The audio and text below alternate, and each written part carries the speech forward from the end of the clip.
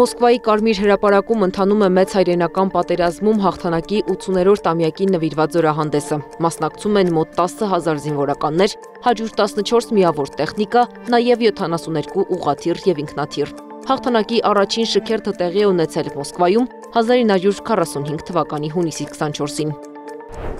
Հռոմը նոր պապ ունի։ Մայիսի 8-ին Սիքստինյան կապելլայի ծխնելույզից երկրորդ անգամ սև ծուխ դուրս գալուց հետո վերջապես դուրս եկավ Սպիտակը և նոր պապ ընտրվեց Ռոբերտ Ֆրանցիսկոս Պրևոստը։ Նա ստացել է Լեոն 14-րդ անունը։ Կարդինալ Ռոբերտ Ֆրանսիս Պրևոստը առաջին ամերիկացին է, որ դառնում է Հռոմի պապ։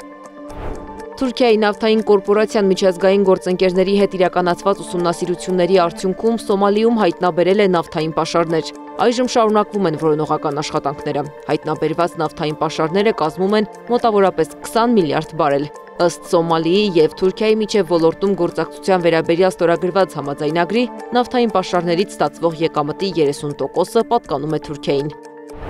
Հնդկական Քաշմիրի Ջամմու քաղաքում մայիսի 8-ի ուշ երեկոյան պայթյուններ են որոտացել։ Հնդկաստանի ռազմական աղբյուրները կասկածում են, որ դա պակիստանյան անօդաչու սարքի հարձակում է։ Reuters-ի լրագրողը հայտնել է, որ քաղաքում կարմիր լույսեր և արկեր են երևացել։ Հնդիկ պաշտոնյան, որ խնդրել է չհրապարակել իր անունը, հայտնել է, որ հարձակման են ենթարկվել Ջամմուի մի քանի հատվածներ և Ախնուր, Սամբա և Կաթհուա քաղաքները։